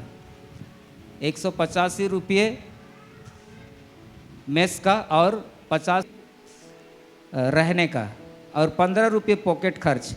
पॉकेट खर्च मतलब पेन पेंसिल खरीदने के लिए, ऐसा स्थिति था मेरा, है ना। और मैं मांगने गया हूँ, मेरे पास पैसा एक पैसा नहीं। जब वहाँ पर गया तो मेरा रिलेटिव लोग बोले नहीं, हम लोग नहीं दे सकते हैं, 250 रुपये भी नहीं दे सकते हैं, कि 235 रुपये भी नहीं दे सकते हैं, तो कुछ तो दीजिए। मेरे को दिए 60 रुपये। अभी 60 रुपये में मैं क्या करूँगा? हाँ, रहने के लिए हो जाएगा नहीं कि 50 रुपये दे देंगे रहने का, 10 रुपये बच जाएगा, लेकिन खाने को नहीं मिलेगा। सच में 3 दिन तक मेरे को खाना नहीं मिला 3 दिन तक। रहने को तो रह लिया 3 दिन तक। तो मेरे मन में आया, मैं अपने रिलेटिव के पास में गया था, हाँ, रिलेटिव के पास में गया था और वे लोग नहीं दिए, पूरा पैसा नहीं दिए। मुझे लगा कि वे लोग दे सकते थे, लेकिन नहीं दिए। मैंने कहा, पर प्रार्थना में कहा, हे परमेश्वर, तू चाहता है कि मैं भूखा रहूं? ठीक है, अगर तू चाहता है तो मैं भूखा ही रहूँगा, लेकिन भूखा रहना इतना आसान नहीं है। मुझको काम चाहिए, मुझको नौकरी चाहिए, पढ़ाई लिखाई मैं नहीं करूँगा, मुझको नौकरी दे। ऐसे करके रो के प्रार्थना किया और परमेश्वर से कहा कि जब तक मुझको नौकरी नहीं मिलेगी मैं घर नहीं जाऊंगा और किसी को भी नहीं बताऊंगा मैं कहाँ पर ज़िंदगी बिता रहा हूँ। ऐसे मैंने निर्णय लिया और मुझे छोटा मोटा काम करूँगा और पढ़ाई भी करूँगा, लेकिन परमेश्वर मेरी प्रार्थना को सुना। मैं मेरा रिलेटिव पर आगे भरोसा नहीं करूँगा, परमेश्वर पर भरोसा करूँगा। परमेश्वर जो देगा उसको मैं लूँगा। और सच में परमेश्वर मेरी प्रार्थना को सुना और तब मुझे उसने एक सेंट्रल गवर्नमेंट की नौकरी दिया था।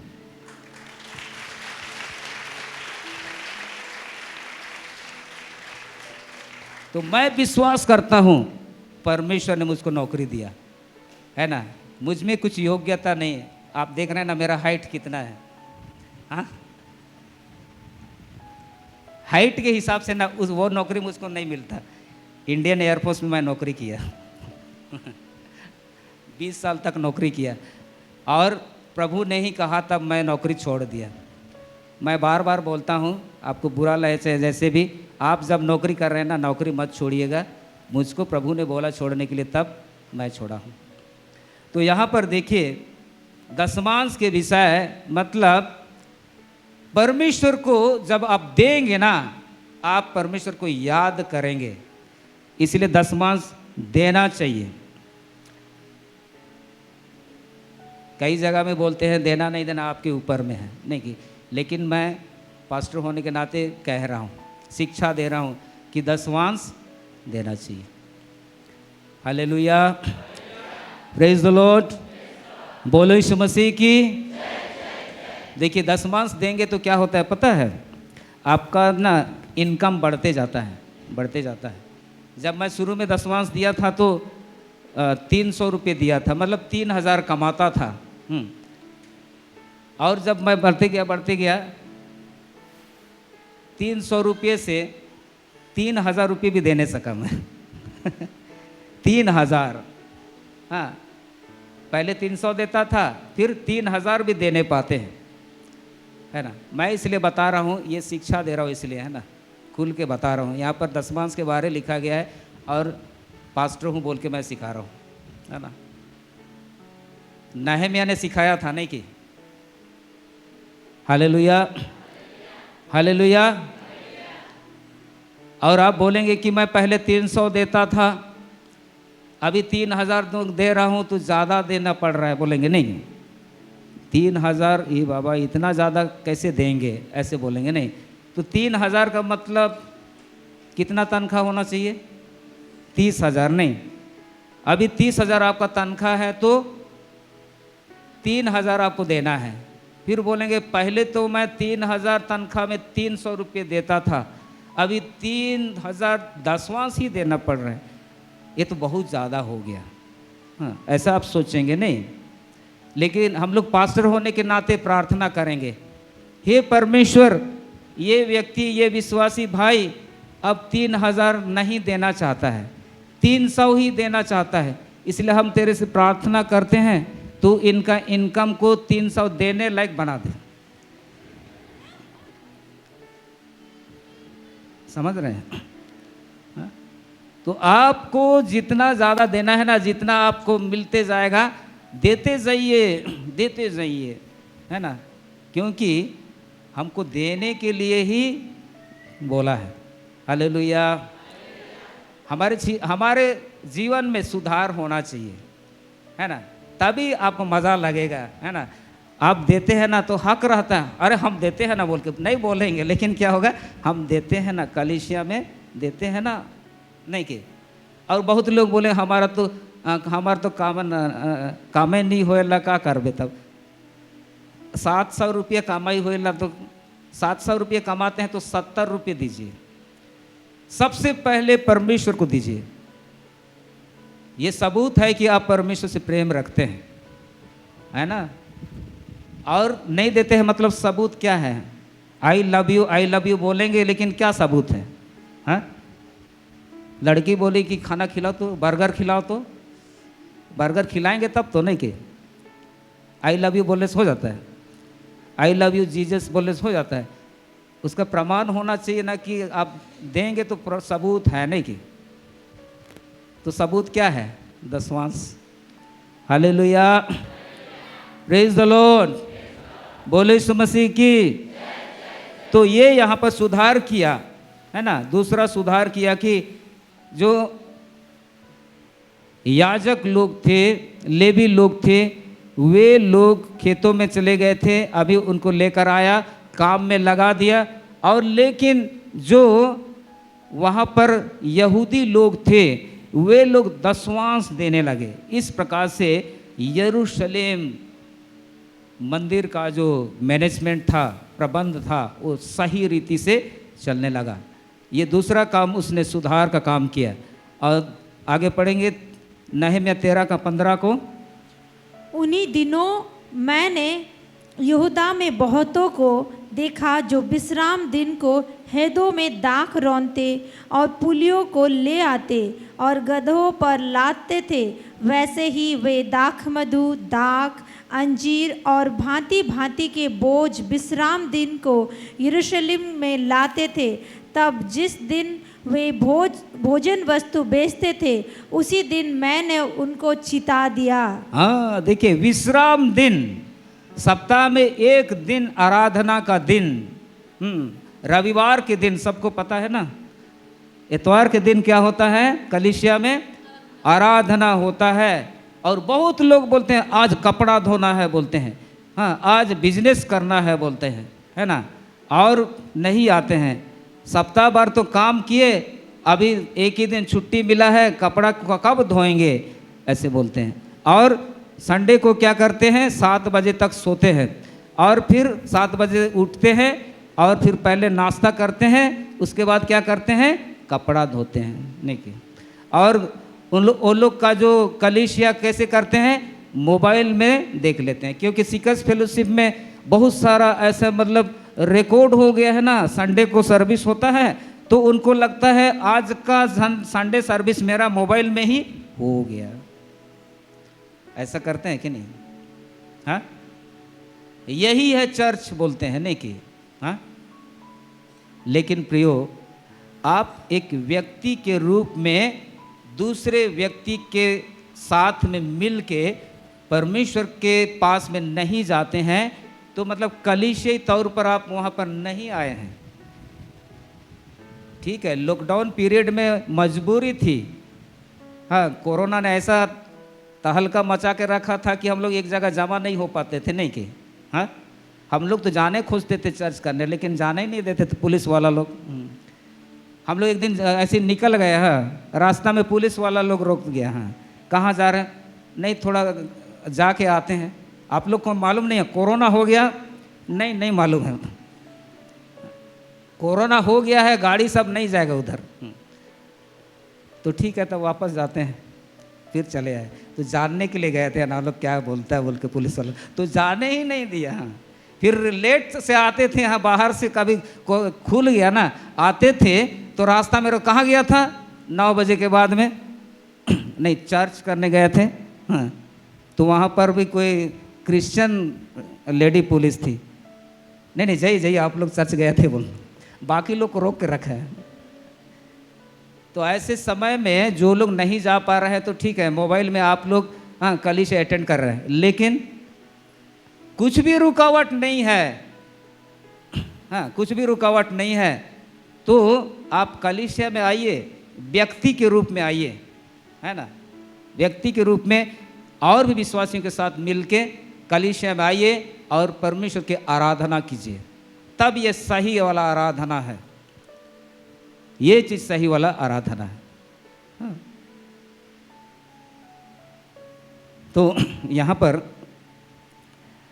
विश्राम के दिन वे लोग दूसरा ही काम करते थे। हाँ, गधों पर लादते थे, वैसे दाख मधु, दाख, अंजीर, भांति भांति के बोझ विश्राम दिन को यरूशलेम में लाते रहते थे। तो इसको भी रोक दिया, विश्राम के दिन ये सब नहीं करना है। विश्राम के दिन में कौन लोग करते हैं? जो लोग परमेश्वर को नहीं जानते हैं। हम कुछ एरिया में देखे हैं, इतवार के दिन में सुबह में हल चलाते हैं। तो वे लोग परमेश्वर को नहीं जानते, इसलिए हल चलाते हैं और क्या करते हैं? धान लगाते हैं इतवार के दिन। और क्या करते हैं? इतवार के दिन में ढलाई का काम करते हैं। नहीं कि हम लोग जब घर बना रहे थे तो हमारा जो वो ढलाई करने वाला आदमी बोलता है, वो कॉन्ट्रैक्टर बोलता है इतवार को ढलाई कर देंगे आपका घर, बोलता है। मैंने उसको बोला कि इतवार के दिन आप हमारे चर्च में आइए, सोमवार को ढलाई करेंगे। और इतवार को नहीं हुआ है ना, सोमवार के दिन दूसरे दिन हुआ। आप बोलेंगे ठीक है, तब आपको नहीं बन रहा तो इतवार को कर दीजिए, बोलेंगे तो फिर कहाँ से शांति मिलेगी? नहीं मिलेगी। यरूशलेम का दीवार टूटा हुआ ही रहेगा, फाटक जला हुआ ही रहेगा। हालेलुया। तो सुधारना है, तो यहाँ पर सुधार किया नहम्याह ने। विश्राम के दिन हाँ, वे लोग जो दूसरा काम करते थे वो मना कर दिया, नहीं आना चाहिए ये सब, ऐसे करके मना कर दिया। तो हमारे जीवन में, आपके जीवन में भी ऐसा सुधार करने की आवश्यकता है। सभी लोग बिजी रहते हैं, नहीं कि आप नौकरी करते हैं, सोमवार से शनिवार तक ड्यूटी करते हैं, हम लोग भी करते हैं, ऐसा बिजी रहते हैं ना। मैं क्या करता हूँ बता रहा हूँ आपको, मैं क्या करता हूँ, रात को मैं आता हूँ और रात को कपड़ा धोता हूँ और धो के सुखा देता हूँ, और दूसरे दिन सुबह में फिर छत में सुखा देते हैं और सूख जाता है ना। उसके लिए अलग दिन नहीं तैयार करते हैं। काम करने जाते हैं दिन में, शाम को आते हैं कपड़ा धोते हैं, धुल गया ना, नहीं किए तो रात दिन वो लोग काम किए, रात को जागते थे, नहीं कि पहरा करते थे, और दिन में क्या करते थे, काम करते थे। Hallelujah, hallelujah. आप सोचेंगे कि नींदाने में मज़ा है, बोलते हैं नहीं, हाँ नींद नींद नींद जैसा मज़ा नहीं है और कुछ नहीं के। हाँ कल हम लोग सुन रहे थे प्रभु के दासों से, और हमारे पास्टर बिलोजर बहुत अच्छा बताते हैं, नहीं कि दाऊद जो है सिंह और भालू को मारा, नहीं कि भालू को सबसे अच्छा क्या लगता है, हाँ सोते रहना, सोने में मज़ा लगता है, नहीं कि हाँ सोने में मज़ा लगता है कि नहीं, हाँ हाँ मैं तो ऐसे सोचता हूँ। हाँ मैं मिलिट्री में सीखा, मतलब सोने ही नहीं सोते थे, थोड़ा सोते थे। जो सोएगा कभी पास नहीं होगा, ऐसा है ट्रेनिंग मिलिट्री का, है ना।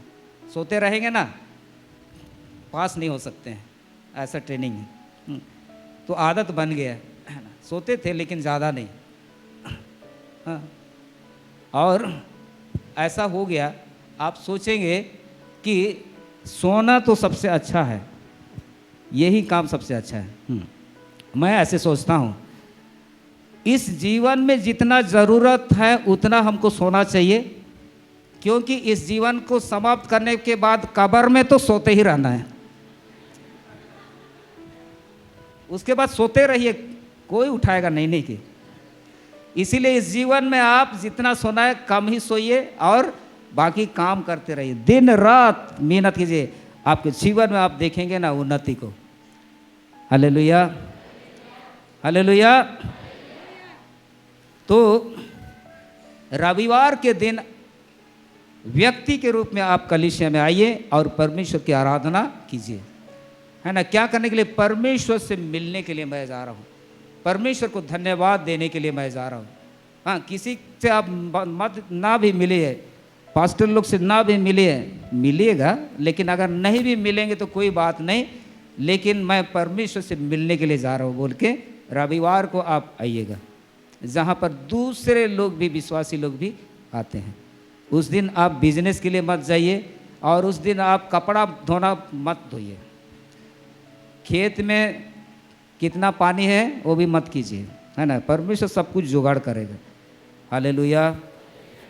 अभी प्रभु के दास बता रहे थे कि परमेश्वर को हम कैसे खुश कर सकते हैं, विश्वास से, नहीं कि। और विश्वास कीजिए कि परमेश्वर आपके सब ज़रूरतों को पूरा करेगा। Hallelujah, hallelujah. यह तीसरा कि हम लोग आराधना के दिन में, विश्राम के दिन में परमेश्वर के भवन में परमेश्वर को से मिलने के लिए आना है, परमेश्वर को धन्यवाद देने के लिए, परमेश्वर की महिमा के लिए। और अगर अभी तक ऐसा नहीं है तो आज से आप ठान लीजिए, इस सप्ताह रविवार से आप ऐसा शुरू कीजिए आने के लिए। और चौथा है नहम्याह 13 का 28 को पढ़ेंगे। इल्याशिब महायाजक के पुत्र योदा का एक पुत्र होरोनी सम्बलत का दामाद था, इसलिए मैंने उनको अपने पास से भाग दिया। हाँ भाग दिया लिखा है, भगा दिया होना चाहिए, इंग्लिश में बैनिस्ड लिखा है, भगा दिया होना चाहिए, इंग्लिश में बैनिस्ड लिखा है। तो इल्याशिब महायाजक, देखिए वो महायाजक के पुत्र योदादा का एक पुत्र, वो कौन है, होरोनी सम्बलत का दामाद था। होरोनी सम्बलत की विरोधी था, और उसी का दामाद है कौन, एलियासिब महायाजक का बेटा, हाँ, वो दामाद जो विरोधी है वो कनेक्टेड है, हाँ? तो अभी क्या कर दिया, उसको अपने पास से भगा दिया। ऐसा किया उसने, है ना। इसका मतलब है भगा देना है, नहीं कि भगा देना है। हमारा विरोधी है या हमारे जीवन में जिसके द्वारा से परेशानी हो रहा है, आत्मिक जीवन में जब हम नहीं बढ़ रहे, एक व्यक्ति हमारे जीवन में, आपके जीवन में है, तो भगा दीजिए, मना कर दीजिए। नहीं कि मैं तो मना कर देता हूँ, बहुत से लोगों को मना कर देता हूँ, नहीं सकता हूँ तो मना कर देता हूँ। क्या है ना, हमारे जीवन में एक कमी होती है, नहीं बोलने सकते हैं, नहीं कि हाँ, नहीं बोलते हैं। नहीं बोलना चाहिए कभी कभी, हाँ। जो लोग बुरे लोग हैं और वो लोग बोलते रहते हैं ना, तो मना करने भी आना चाहिए, नहीं बोल के भी बोलना चाहिए। हम लोग को मिलिट्री में सिखाया गया यस बोलना है, लेकिन मैं इधर कुछ सीखा, नहीं भी बोलना है कुछ लोगों को। जो लोग संसार की ही बातें करते हैं, जो सांसारिकता में ही हमको लेके जाएंगे ना, उनको मना करना है। Praise the Lord, praise the Lord. मना नहीं कर पाएंगे तो आते रहेंगे, नहीं कि हमारे घर में आते थे, हाँ अंकल अभी पूजा हो रहा है, 1001 रुपये दीजिए, बोलता है। तो मैं बोलता हूँ कि मैं तो पूजा नहीं करता हूँ। तो ठीक है, पूजा मत कीजिए, लेकिन दीजिए ना, नहीं तो पूजा में दे के भी मैं शामिल होना नहीं चाहता। तो बोल नहीं, अगर नहीं दे पा रहे हैं 1001 रुपये तो 501 रुपये दीजिए। नहीं, उतना भी नहीं दे दूंगा। तो फिर 101 रुपये दीजिए, उतना भी नहीं दूंगा। फिर 51 रुपये, वो भी नहीं दूंगा। तो कम से कम 11 रुपये तो दे दीजिए, वो भी मैं नहीं दूंगा। तो मैं बोलता है कि I don't do idol worship. Last में मैं बोल देता हूँ आइडल वर्शिप मैं नहीं करता हूँ, ऐसे मैं बोल देता हूँ। हाँ। आप लोग क्यों पूजा करते हो? मूर्ति को तुम ही लोग बनाते हो, तुम ही लोग पूजा करते हो। ऐसे मना किया, आज उसके बाद आते ही नहीं है वे लोग, अंकल नहीं देता है बोल के। मैं तो मना कर देता हूँ, है ना। चाहे वो लोग मारे चाहे कुछ भी करें, मना कर देता हूँ। मना कर देंगे ना, तो एक बात मैं बोल के बोलूँगा कि मारोगे तो एक बात सुन लो, तुम जिसको बनाते हो ना और उसी को सेवा करते हो, तो सही है क्या? जो तुमको बनाए उसकी ना सेवा करना चाहिए। मैं ऐसे भी बोला हूँ। तो आजकल कोई आता नहीं है, तो लोग को पूछा ना, तुम्हारा क्या नाम है? तुम लोग जो ऐसे चंदा मांगने आते हो, क्या नाम है? एक बोला मंगरा कुजूर। कुजूर लोग भी ऐसे करता है, हाँ, कुजूर लोग ऐसे करता है। कुजूर लोग को तो चर्च में होना चाहिए, हाँ। तो उस एरिया में ऐसे लोग ऐसे करता है। तो पता है ना, आजकल वो सीजन आ गया है, आपके पास में चंदा मांगने के लिए लोग आएंगे, है ना। मैं तो नौकरी के समय में भी मेरे ऑफिसर लोग को मना किया, है ना, मैं नहीं दे सकता हूँ। भले आप दूसरा काम के लिए 1000 क्या 2000 मैं दे दूँगा, लेकिन पूजा के लिए नहीं दूँगा। तो कुछ लोग आपके जीवन में ऐसे जुड़े रहेंगे ना, आप सोचेंगे कि इन्हीं के द्वारा से हमारा काम हो रहा है। ऐसा नहीं है। परमेश्वर दूसरा मार्ग को निकालता है ना, कि वो व्यक्ति के द्वारा ही चलेगा, ऐसा नहीं है। परमेश्वर, इसका मतलब है कि परमेश्वर पर विश्वास नहीं है, परमेश्वर कुछ नहीं कर सकता है, यही व्यक्ति के द्वारा होगा, हाँ। तो फिर उसी में फंसे हुए रहेंगे, है ना। तो मना करना भी सीखें। Praise the Lord, hallelujah, hallelujah. ठीक है, वचन बहुत है लेकिन ख़त्म हो जा रहा है, नहीं कि फिर भी मैं बताऊंगा थोड़ा देरी। लास्ट में हम लोग प्रार्थना करेंगे, हाँ। यशायाह 26 का 1 से 4 को देखिए। यशायाह 26 का 1 से 4।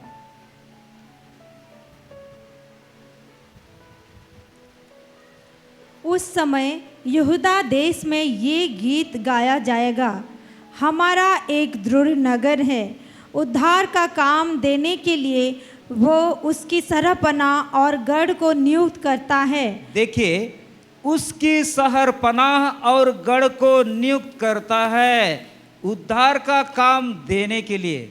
हाँ, सहरपनाह से सब है यहाँ। हाँ, और गढ़ वो नियुक्त करता है उद्धार का काम देने के लिए। बाउंड्री वॉल सही होना चाहिए, है ना। और नहम्याह ने सुधार किया, तब वहाँ सुधार हो गया और सच में वे लोग जीवित परमेश्वर को सही रीति से आराधना करने लगे। हाँ, यहाँ पर उद्धार का काम देने के लिए वह हमारी सहरपनाह नियुक्त करता है। उद्धार का जीवन बरकरार रहे, उद्धार में बढ़ते जाएं, उसके लिए आपका मेरा सहरपनाह खड़ा रहना चाहिए। दीवार बाउंड्री वॉल बन के वो मजबूती से खड़ा रहना चाहिए। और टूटा हुआ रहेगा ना, इन 4 में जो सुधार हुआ वैसा ही रहेगा, तो मतलब बाउंड्री वॉल टूटा हुआ ही है।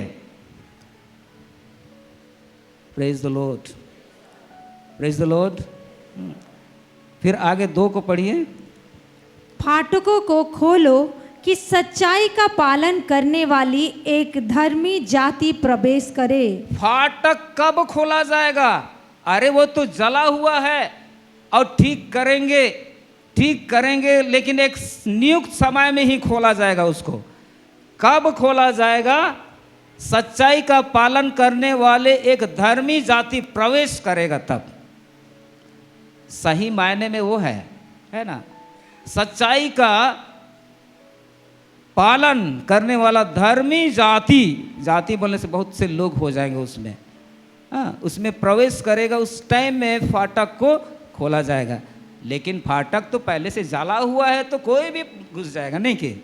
लेकिन अगर आपने बाउंड्री वॉल को ठीक कर दिया है और फाटक को भी ठीक कर दिया है, तो अभी क्या है, सही मायने में वहाँ पर आपका जीवन होगा। और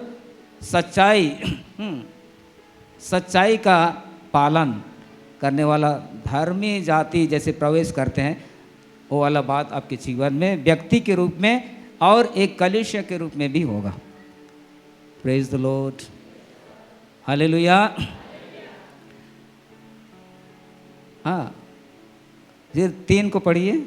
जिसका मन तुझ में धीरज धरे हुए है, उसकी तू पूर्ण शांति के साथ रक्षा करता है, क्योंकि वो तुझ पर भरोसा रखता है। हाँ, जिस भी व्यक्ति का मन परमेश्वर में धीरज धरे हुए है, धीरज के साथ रहता है, उसकी पूर्ण शांति लिखा है ना, वो है परफेक्ट पीस। जो परमेश्वर पर सही मायने सही रीति से भरोसा रखता है, वही परफेक्ट पीस, पूर्ण शांति, सच्ची शांति को वो पाता है। शांति के साथ रक्षा करता है उसके, क्योंकि वह परमेश्वर पर भरोसा रखता है। Hallelujah, hallelujah. और 4 को पढ़ देंगे। यहोवा पर सदा भरोसा रख, क्योंकि प्रभु यहोवा सनातन चट्टान है। हाँ, किस पर भरोसा रखना है? यहोवा पर भरोसा रखो, क्योंकि वही सनातन चट्टान है, हमेशा हमेशा तक खड़ा रहने वाला चट्टान, सनातन चट्टान टूट के भी बिखर जाएगा, लेकिन वो सनातन चट्टान है और चट्टान में खड़ा होने से सुरक्षा है। हालेलुया। हमारा परमेश्वर सनातन चट्टान है और उसी पर भरोसा रखिए। Praise the Lord, hallelujah. अभी यरूशलेम के विषय में हम लोग देखें, थोड़ा सा और देखेंगे। इब्रानी 12 अध्याय, इब्रानी 12 का 22 से 24 तक पढ़िए। पर तुम सियोन के पहाड़ के पास और जिब्ते परमेश्वर के नगर स्वर्गीय यरूशलेम के पास और लाखों सुरदूतों और उन पहलोटों को की साधारण सभा और कलीसिया, जिनके नाम स्वर्ग में लिखे हुए हैं, और सब के न्यायी परमेश्वर के पास और सिद्ध किए हुए धार्मियों का आत्माओं हाँ 24 को भी। और नई वाचा के मध्यस्थ यीशु और छिड़काव के उस लहू के पास आए हो जो हाबिल के लहू से उत्तम बातें कहता है। अभी हम सभी लोग कहाँ पर आ गए हैं? सियोन के पहाड़ के पास, जीवित परमेश्वर के नगर स्वर्गीय यरूशलेम के पास, लाखों स्वर्गदूतों और पायलटों की साधारण सभा। और आगे लिखा है कलीसिया। कलीसिया में आ गए हैं, है ना। कलीसिया में तो जो यरूशलेम है वो कहाँ पर है? इज़राइल देश में है, उसकी राजधानी है यरूशलेम। लेकिन हमारे लिए यरूशलेम क्या है? कलीसिया। Hallelujah, hallelujah. कलीसिया, हाँ कलीसिया क्या है? प्रेरित 20 का 28 में लिखा है कि कलीसिया को यीशु ने अपने लहू का दाम देकर खरीदा है। फिर पहला कोरिन्थियों 6 का 20 में लिखा है तुम दाम देकर मोल लिए गए हो। और उस दाम में क्या चुकाया गया है? यीशु मसीह का पवित्र लहू। जो लोग भी यीशु के लहू से खरीदे गए हैं, यीशु के लहू से जिनका पाप क्षमा हुआ है, मतलब वे लोग जब एक जगह संगति करते हैं तो वही है कलीसिया। और पहला कोरिन्थियों 1 का 1 और 2 में भी लिखा है, हाँ पहला कोरिन्थियों 1 का पहला कोरिन्थियों 1 अध्याय 1 और 2 में, हाँ पौलुस की ओर से जो परमेश्वर की इच्छा से यीशु मसीह का प्रेरित होने के लिए बुलाया गया, और भाई सोस्थिनेस की ओर से परमेश्वर की उस कलीसिया के नाम जो कुरिन्थुस में है, अर्थात उनके नाम जो मसीह यीशु में पवित्र किए गए और पवित्र होने के लिए बुलाया गया है, और उन सब के नाम भी जो हर जगह हमारे और अपने प्रभु यीशु मसीह के नाम से प्रार्थना करते हैं। यहाँ लिखता है, देखिए परमेश्वर की उस कलीसिया के नाम जो कुरिन्थुस में है। हम लोग ऐसा बोले, परमेश्वर की उस कलीसिया का के नाम जो झीरपानी में है, परमेश्वर की उस कलीसिया के नाम जो जोबापानपुस में है, और ऐसे ब्रांच कलीसिया में है। अर्थात क्या होता है? उनके नाम जो मसीह यीशु में पवित्र किए गए। वहाँ पर कौन लोग हैं? यीशु मसीह के नाम से, मसीह यीशु के नाम में पवित्र किए गए हैं। और क्या है? कुछ लोग पवित्र होने के लिए बुलाए गए हैं, और कुछ लोग क्या है? हर जगह हमारे और अपने प्रभु यीशु मसीह के नाम से प्रार्थना करते हैं। ये है कलीसिया, है ना। अब मोबाइल में अकेले में देख के हंसते रहेंगे तो वो पूरा नहीं होगा, है ना। देखना है, उसको भी देखना है, हाँ। अगर आपको टाइम ही नहीं मिलता है तो उसको देखिए, लेकिन कलीसिया में जब होता है ना तो कलीसिया आना है। Praise the Lord, praise the Lord. तो यहाँ पर क्या कहते हैं? पवित्र किए गए हैं। कुछ लोग पवित्र किए गए हैं, और कुछ लोग पवित्र होने के लिए बुलाए गए हैं, और कुछ लोग प्रार्थना करते हैं। तो 3 प्रकार के लोग हैं। जब मिलते हैं तो क्या है? कलीसिया। हालेलुया। हम लोग एक जगह में जाते थे पहले, हाँ आजकल भी जाते हैं, वहाँ पर कलीसिया चलता है। कहाँ पर चलता है मालूम? इमली पेड़ के नीचे। और इमली पेड़ के नीचे के बाद में क्या हो गया? झाटा का वो लोग बाउंड्री किया, हाँ, और उसके अंदर में हम लोग बैठते थे। और पास्टर लोग के लिए थोड़ा सा ऊंचा है, और वहाँ पर कोई भी चेयर नहीं है ना। पास्टर लोग भी सब नीचे बैठेगा। ये तो ज़्यादा ऊंचा हो गया, और थोड़ा नीचे है, और विश्वासी लोग नीचे। मज़ा आता था ना वो कलीसिया में। लेकिन क्या हो गया ना, एक दिन इतना तूफान आया ना, पूरा उस भवन को उड़ा के ले गया। अब कहाँ करेंगे? उसके बाद में विश्वासी लोग तुरंत किया, एक घर को जुगाड़ किया और वो घर में फिर होना शुरू हुआ, और वो घर बढ़ते बढ़ते फिर और भी बड़ा होते गया। हालेलुया। हाँ, वहाँ पर मतलब दिखने में नहीं है, उड़ गया वो, हवा में उड़ गया वो ना, पूरा ऊपर में झमड़ा किए थे, उसको हवा तूफान उड़ा के ले गए, लेकिन कलीसिया है। Praise the Lord. तो पवित्र होने के लिए कलीसिया में बुलाया है।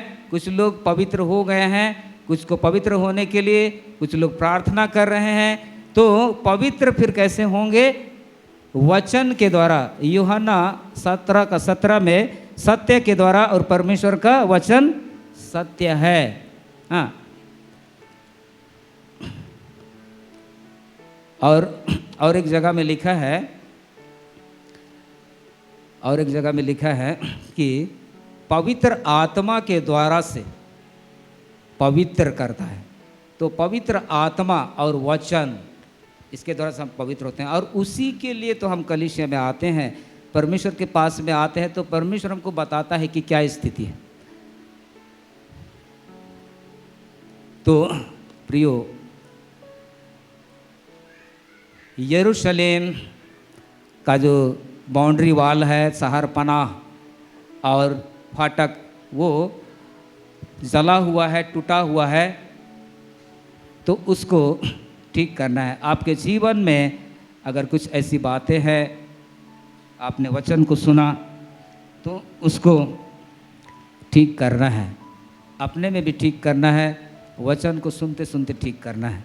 और ऐसा करके आपका, हम सबका जीवन परमेश्वर की दृष्टि में जब सही हो जाता है, तो हमें परफेक्ट पीस हमको मिलेगा, आपको मिलेगा, और सच्ची शांति, सिद्ध शांति मिलेगी। और उस शांति में स्थिति परिस्थितियाँ रहने से भी आप विचलित नहीं होंगे, स्थिर खड़े रहेंगे। प्रभु इन वचनों के द्वारा सबको बहुत ऐसा आशीष देवे। आमीन।